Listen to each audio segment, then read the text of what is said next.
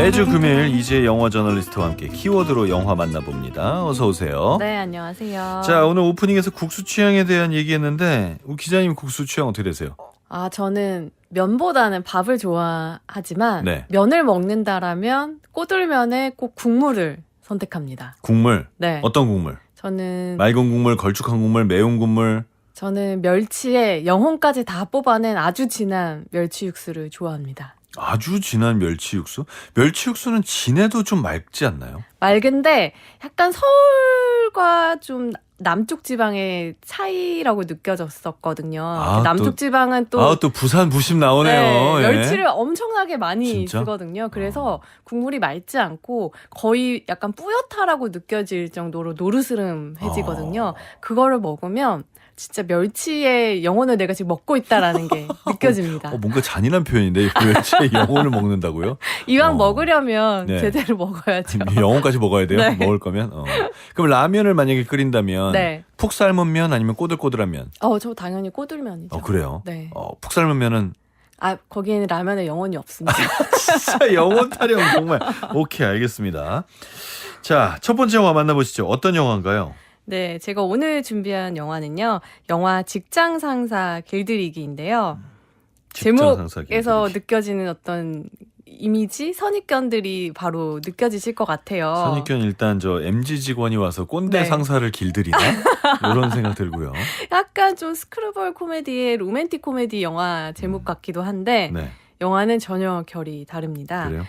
일단 직장에서 린다라는 여성이 주인공인데요. 이 여성이 좀 커뮤니케이션도 떨어지고 능력이 네. 또 사회성도 떨어져요. 그 외모도 이렇게 아름답지 못하고 이렇게 꾸미는 것에도 능하지 않아서 늘 이렇게 수수한 차림으로 다니거든요. 근데 일에 있어서는 누구보다도 뛰어난 직원이에요. 그래서 늘 보고서도 채택이 되고 또 그 직장 CEO로부터도 승진을 약속받은 상태거든요. 네. 그런데 어느 날 갑자기 낙하산 사장이 나타납니다.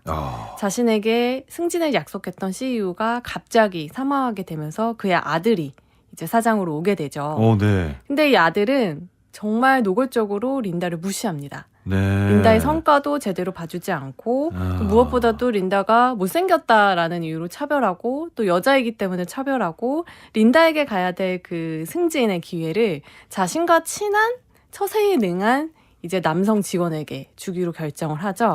이게 진짜 모든 회사에서 늘 생기는 일인데. 그죠. 그래서 린다는 분노하게 되고 그 분노를 어떻게 풀어야 될지 모르는 상황에서 함께 이제 방콕에 출장을 가게 돼요. 네. 네, 출장 가는 길에 비행기가 추락하게 되면서 이 두 사람만 살아남아서 무인도에 당도하게 되는데요.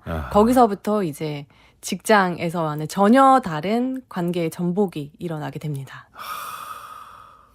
근데 무인도에 가면 네. 남자가 조금 유리하지 않나요? 이 생존하는 데 있어서. 근데 이 브래들리라는 이 상사는 네. 다리를 다쳤어요. 그리고 무엇보다도 다리가 나은 뒤에도 불리한 것은 뭐냐면 생존 기술이 전혀 없는 거죠. 네. 그냥 재벌의 아들로서 그냥 방만하게 살다가 회사에서는 마음대로 권력을 휘둘렀지만 그 권력이 실체가 없었던 거죠. 그러니까 무인도에서는 음식을 구해오고 네. 사냥을 하고 물을 찾고 이런 능력들이 중요한데 거기에 필요한 능력이 하나도 없다 보니까 여기서도 약간 열세를 보이게 되는 거죠.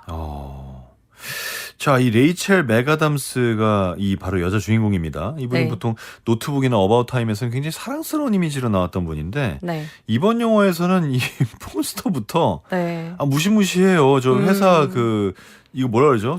출입증. 출입증. 네. 저희 속어로 맨날 개목걸이라고 하잖아요. 그러니까 이 개목걸이가 머리에 떠오르니까 이게 출입증이 머리에 안 떠올라서 죄송합니다. 어쨌든 한 손에 출입증 들고 한 손에 칼 들고 있단 말이에요. 네. 근데 칼이 또 무기용 칼이 아니고 약간 부엌칼 같은 그런 모습인데. 네. 근데 이분이 이런 역할을 하시네요. 너무 놀랍죠. 사실 영화 제목도 직장 상사 길들이기라는 약간 말갈량이 길들이기 같은 발랄한 제목에 네. 노트북이나 어바웃타임으로 사랑받아온 레이첼 맥아담스니까 당연히 로코를 생각하기 쉬운데 네. 이 영화의 감독이 바로 샘 레이미 감독이라는 것에서 사람들이 좀 멈칫하게 되실 것 같아요. 샘 레이미 네. 어떤 분입니까? 샘 레이미 감독은 전설적인 B급 호러 영화로 데뷔를 해서 사실 B급이라고 하면 인디적이고 주류에서 인정받지 못하던 이 스플래터 호러 장르를 주류에 굉장히 성공적으로 안착시킨 대표적인 감독이거든요.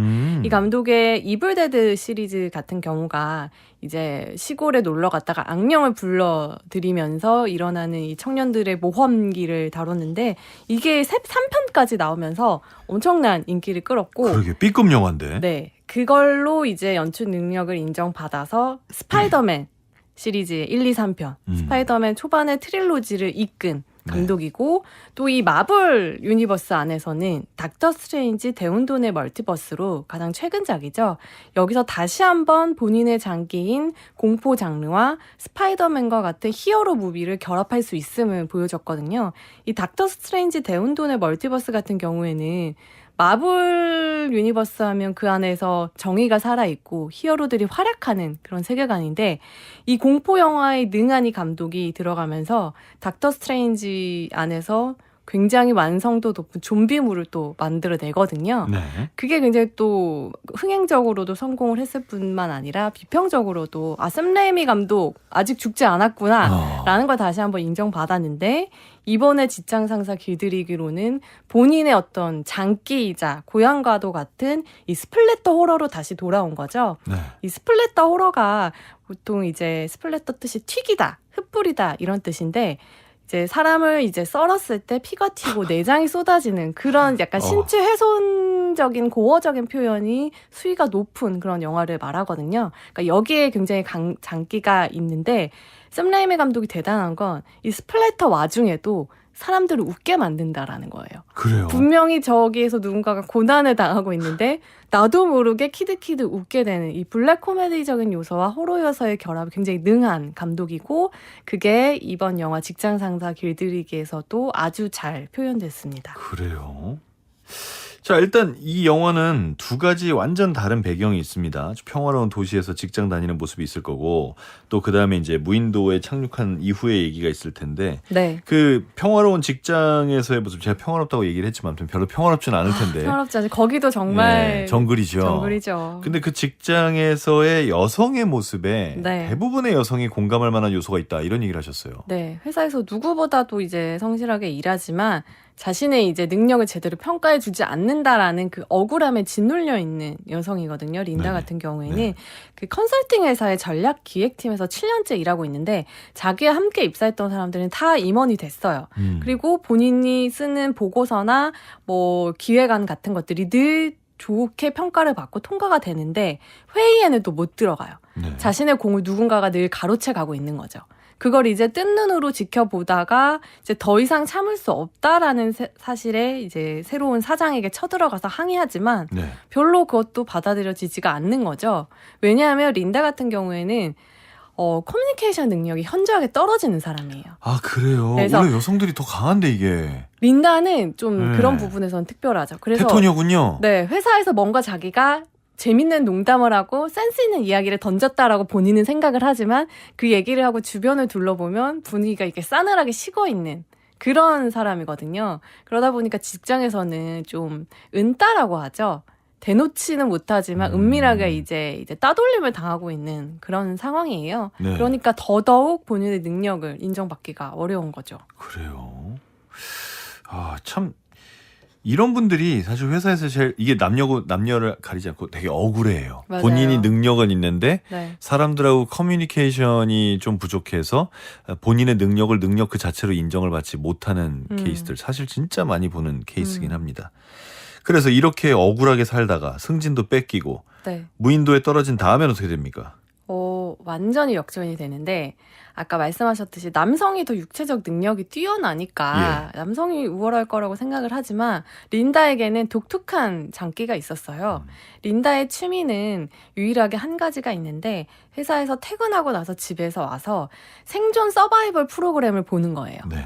그 예전에 이제 무인도에 사람들을 몰아놓고 거기서 한 명의 우승자가 나올 때까지 계속 생존 서바이벌을 시키는 프로그램 굉장히 유행했었잖아요. 네네. 그 프로그램인데 그걸 보면서 본인도 이제 온갖 생존 기술을 익혀왔던 거죠. 책도 보고 영상도 보고 실제로 시뮬레이션도 해보고 얼마나 그 생존 기술에 몰입했냐면 자신이 그 서바이벌 프로그램에 나가려고 그 소개 영상까지 찍어서 올렸었거든요. 네. 그러니까 이런 것들이 사실 회사 내에서는 이제 직원들이 그 영상을 찾아서 이제 린다를 놀리거든요. 너무 좀 일반적이지 않은 행위잖아요. 드물죠. 그렇죠. 그러니까 네. 그 모습이 좀 우스꽝스럽기도 하고 그래서 린다를 되게 폄하하는 요소로 쓰였었는데 그게 이제 무인도에서는 엄청난 권력이 되는 거죠.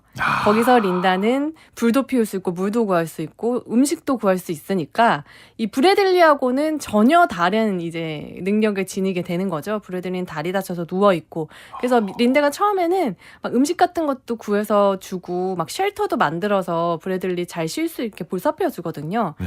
근데 브래들리도 정말 스포일드된 어린 시절을 보내온 사람답게 정말 계속해서 요구만 합니다. 명령만 하고 뭘 더 가져와라. 무인도에서도? 네, 뭘 더 가져와라. 빨리 구조 요청을 해라. 왜 구조가 안 되냐? 구조대가 안 오냐? 네. 이런 막 이렇게 푸념을 늘어놓으니까 아이고. 린다가 이제 참다가 한마디 하죠. 뭐라고요?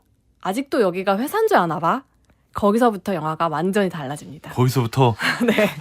땡땡 하는 겁니까? 네. 땡. 자, 2막이 시작됐습니다. 아직도 여기가 회사인 줄 아니? 맞아요.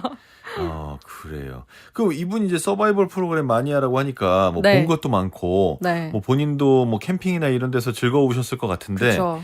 그런 기술들이 뭐 좀 있습니까? 아주 대단한 여성이에요. 뭐 불 피우기부터 은신처 만드는 법, 무인도다 보니까 햇볕이 너무 뜨겁잖아요. 네. 그러면 이제 나뭇잎들을 모아서 챙이 넓은 모자까지 만들어서 햇볕으로부터 대비하고 또 알로에 같은 걸 이용해서 피부 관리도 하고 무엇보다도 이제 물고기 잡아서 회를 만들어서 이제 소스까지 만들어서 이제 굉장히 그럴듯한 식사를 하거나 네. 가장 큰 능력은 사냥이죠. 이 무인도에 심지어 멧돼지도 살고 있거든요. 네. 멧돼지도 맨손으로 잡아냅니다. 멧돼지를 어떻게 맨손으로 잡아요? 자신이 만든 이렇게 창 같은 무기 하나로 나무까지죠. 그걸로 이제 멧돼지를 잡아냅니다. 거기에서 이 여성이 범상치 않은 여성이라는 걸 알 수 있죠. 와, 멧돼지가 숙달된 사람이 잡으려고 해도 네. 굉장히 위험한 동물이라고 들었는데. 그러니까 완전히 이 영화를 그 캐스터웨이 같은 리얼리즘이 조금 살아있는 그런 표류기라고 생각하시면 안 돼요. 와. 이 영화는 샘 레이미 감독이 만든 스플래터 호러다. 근데 그게 배경이 무인도다. 그렇기 때문에 린다가 멧돼지를 사냥하는 과정도 얼마나 치밀하게 접근하고 이게 아니라 멧돼지를 사냥하는 과정에서 낭자한 선혈과 멧돼지에게서 튀어나오는 내장들 이런 것들을 코믹 요소로 활용하거든요. 그래서 네. 조금 결이 다릅니다. 그러면 혹시 이 여성분의 스타일이 네. 여자 김병만인가요? 그렇지는 않아요. 아, 그래요? 왜냐하면 회사에서는 늘 안경 끼고 약간 좀 내니 스타일이라고 하죠. 할머니 같이 좀 약간 사회성이 떨어지는 여성들이 입는다라고 여기는 그런 옷차림에 네. 존재감 없는 캐릭터예요. 그런데 무인도로 오면서부터는 이제 안경도 벗어 던지고 본인의 생존 기술이 하나 둘씩 먹혀 들어가니까 이제 성취감으로 거기서 자아실현이 되면서 굉장히 건강해진 외모로 이제 바뀌게 된 거죠. 그래요? 예, 물 만난 고기가 되는 거죠. 그 혹시 직장 상사 길들이기라는 제목이 있어서 결국 이러다가 둘이 싸우고 지지고 볶다가 다시 사랑에 빠지는 거 아닙니까? 보통이 이제 남녀가 제가 너무 스포일링 하고 있나요? 아닙니다. 전혀 스포일링 아니고요. 그래요? 보통은 남녀가 무인도에 이제 고립되면 네. 티격태격 하다가 말씀하신 것처럼 사랑에 빠지죠. 네. 근데 이 영화는 전혀 그런 쪽에 관심은 없고 그럼에도 불구하고 저는 이 직장 상사 길들이기라는 제목이 굉장히 잘 번역된 제목이라고 느끼는 게 원제는 샌드 헬프예요. 아, 그래요? 좀 건조하잖아요. 구조 요청을 구조 뜻하는 요청. 말인데 영화에 물론 어울리는 제목이기는 하지만 한국 관객들이 들었을 때 바로 어떤 느낌이 다가오지는 않잖아요. 네. 근데 직장 상사 길들이기는 일단 사람들로 하여금 남녀 둘이 무인도에 갔다 사랑에 빠지는 건가 오해를 만드는 것도 굉장히 흥미로운 지점이고 영화를 보잖아요. 그럼 정말 길들이려고 하거든요. 린다가 직장 상사를. 그래요. 마치 자신의 애완견이나 노예처럼 자신의 능력을 활용해서 그렇기 때문에 굉장히 흥미를 자극한다라는 측면에서 잘 지은 제목이 아닌가 싶어요. 굉장히 궁금해지긴 합니다. 자, 이 궁금해진 이 영화 음악 한번 들어보시죠. 우리 직장 상사 길들이기의 오리지널 사운드트랙 가운데 One Way or Another 블런디의 노래입니다. 영화 직장 상사 길들이기 수록곡이었습니다. One Way or Another 블런디의 노래였고요. 자, 국악방송 한석준의 문화시대 이지혜 시네토크 함께하고 있습니다. 곰돌이님에서 이걸 그 레이첼 메가담스가 연기한다는 거죠. 그거 안 믿는다니까. 안 믿기는 뭔가의 이미지 변신에 이분도 되게 대단한 결정하신 것 같아요. 맞아요. 8340님은 예고편 보고 분위기 왜 이래 했는데 감독이 샘 레이미였군요. 아, 이해가 되네요. 또 이런 반응을 보이셨습니다. 이 영화의 완성도는 어떻게 보셨어요? 일단은 레이첼 메가담스가 네. 이 캐릭터를 선택한 이유가 영화 안에서 굉장히 많은 변신, 레이첼 메가담스도 얼마나 많은 작품을 연기했어요. 이전까지는 한 번도 경험해보지 못한 변신의 폭을 보여줘서라고 했거든요. 그만큼 레이첼 메가담스의 익숙한 얼굴부터 전혀 처음 보는 새로운 얼굴까지 다양하게 경험할 수 있다라는 점이 이 영화의 가장 큰 장점일 것 같아요. 레이첼 메가담스가 린다라는 그 여성을 연기하는데 린다가 회사에서 막 억울한 상황을 당하고 막 억눌리는 모습을 처음부터 보게 되니까 관객은 이제 처음엔 자연스럽게 린다에게 이입이 되죠. 네. 그래서 무인도에서 린다가 자신의 기량을 발휘해서 그 재수 없었던 상사를 이제 누르는 장면을 보면서 좀 통쾌해지거든요. 그럴 것 대부분의 같아요. 사람들은 이제 상사에 대한 어떤 어느 정도의 원한은 있으니까요. 다 있죠. 그런데 어느 순간 내가 린다를 응원해도 되나? 이걸 웃어도 되나? 약간 애매해지는 순간이 찾아옵니다. 거기서부터 영화의 본격적인 이야기가 시작되는데요. 엄청 잔인한가요? 네, 이 영화는 모호함이 핵심이에요. 그래서 샘 레이미 감독이 이게 누구한테 감정이입하는지를 쉽게 알지 못하게 했대요, 일부러. 그래서 관객들이 계속 저 사람이 됐다, 이 사람이 됐다가 울었다가 웃었다가 무슨 일이 벌어질지를 알 수 없는 그 긴장감을 영화 내내 계속 추구하려고 했던 거죠. 그러다 보니까 긴장감이 높고 무인도라는 이 일촉즉발의 상황에서 이 둘이 또 대립하게 됐을 때는 그 에너지가 엄청 나거든요. 한마디로 말씀드리면 영화는 약간 캐스터 어웨이의 미저리를 합친 느낌이에요. 아이고야. 캐스터 어웨이에서는 혼자 남은 이제 남성이 배구공에 윌슨이라는 이름까지 붙여주고 우정을 나누지만 여기서는 이 여성이 약간 미저리에 가까운 거죠. 그러니까 둘이 있으니까 생존을 위해서도 힘써야 되지만 브래들리 입장에서는 린다의 이 마수에서도 벗어나야 되는 이중고에 놓이게 되는 거죠. 아, 린다의 마수에서 벗어난다고요? 네. 아, 그냥 살아남는 게 아니군요. 네, 린다라는 인물이 엄청나게 억눌려 있다가 이 사회 시스템상에서 무인도에 가서는 자신을 억눌렀던 걸 모두 다 이제 다 벗어 던지고 나니까 내 안에 남아있는 분노와 폭력을 이제 광기로 폭주하기 시작을 하거든요. 그게 굉장히 통쾌하면서도 동시에 보는 이로 하여금 너무 심한 거 아니야? 저래도 되나? 라는 또 물음을 품게 하기 때문에 그게 이 영화의 큰 재미인 것 같아요. 묶어놓고 고문합니까? 그렇게까지는 안 합니다. 15세 이상 관람가이기 때문에. 그렇게까지랍니다. 비슷한 건 한다는 얘기죠. 네, 어쨌든 신체훼손 묘사가 굉장히 수위가 높다라는 것은 또 알고 가시면 좋을 것 같아요. 알겠습니다. 자, 그럼 뭐 전반적으로 어떻게 보셨어요? 저는 이 영화를 보면서 권력이라는 것의 속성에 대해서 다시 한번 좀 생각해 보게 됐던 것 같아요. 이 상사의 권위라는 것이 현대 자본주의의 허상이다. 그 시스템 안에 우리가 놓여있기 때문에 우리가 흔히 능력주의라고 불리는 맹신하는 사람, 많은 사람들이 맹신하는 그것이 작동했던 거지, 모든 것이 다 없는 태고적으로 돌아간다면 그 모든 것들이 무슨 소용이냐. 이 권력은 결국 생존 기술이 있는 사람에게로 옮겨갈 텐데 결국 이 권력이라는 것이 얼마나 허망한 것인지, 그럼에도 불구하고 인간들은 이 권력을 없애지 못하고 이동하면서 취하려고 하는지, 좀 그런 생각도 하게 만드는 그래요. 일면 무엇보다 재밌습니다. 그래요. 재미는 있다. 네, 즉 깔깔거리고 쉴 새 없이 웃었던 최근에 굉장히 드문 영화였거든요. 가벼운 마음으로 보셨을 것 고문하는데 같아요. 굉장히 깔깔거리고 좋아하셨군요. 그게 너무 웃겨요.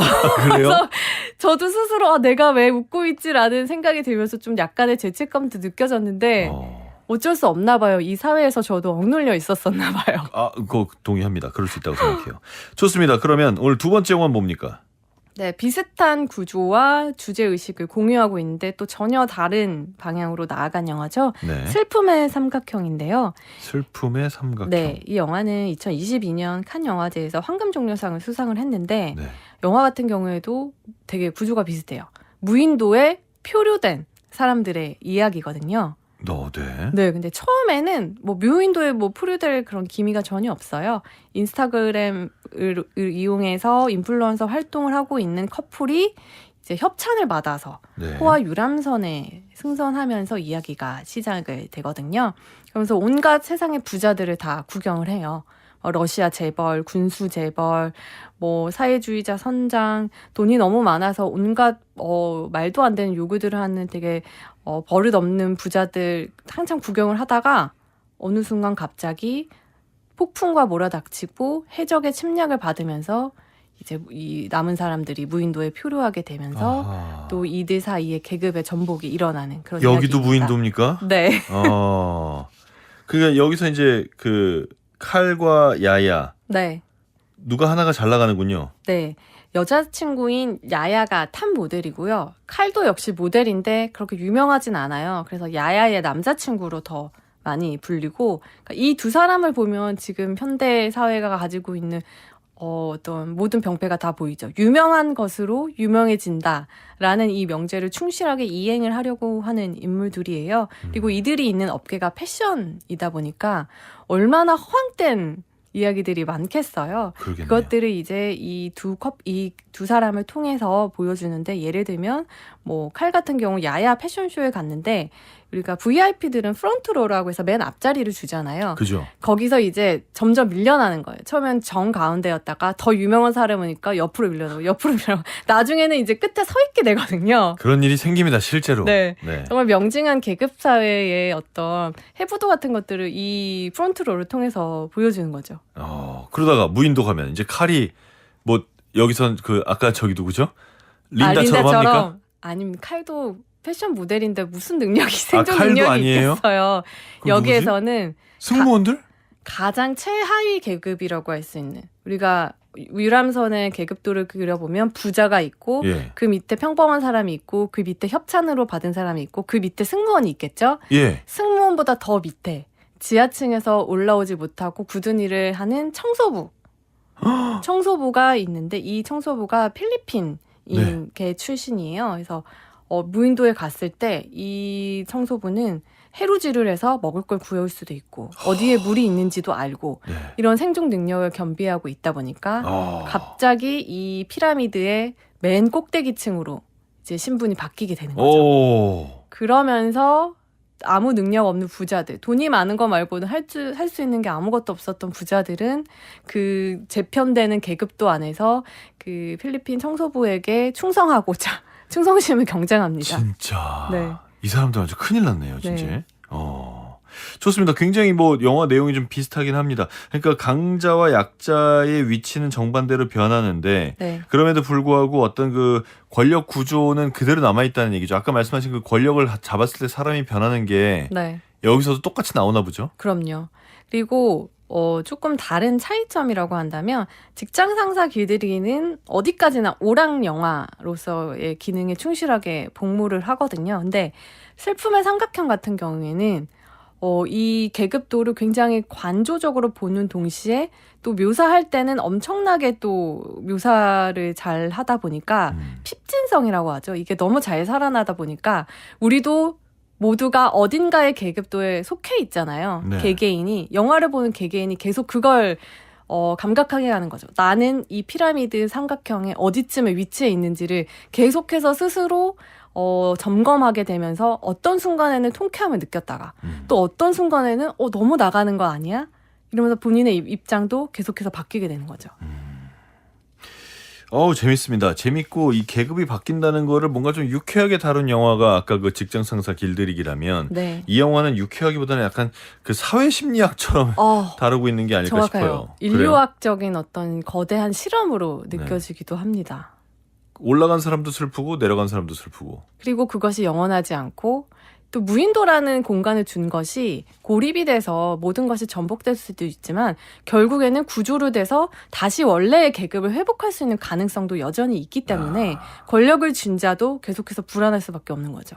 이게 그 권력을 이렇게 해서 가져서 남들에게 막대할 수 있으면 신날 것 같긴 한데 네. 그렇지 않은 상황일 때 권력을 가졌다고 막 하는 사람들을 보면서 저 인간 같지 않은 놈들이라고 생각했었을 거 아니에요. 그쵸. 근데 내가 권력을 가졌더니 똑같은 놈이 되더라. 그게 참 권력을 쥐어보지 않아서 네. 확신할 수는 없지만 거기에서 자유로울 수 있는 사람이 몇이나 될까요? 남자들은 이게 군대에 가면 많이 그럽니다. 아. 그러니까 짬밥이 없을 때 뭔가 부당하고 부조리한 것들이 보이잖아요. 내가 나중에 병장 가면 싹 고쳐야지. 고치는 사람을 본 적이 없어요.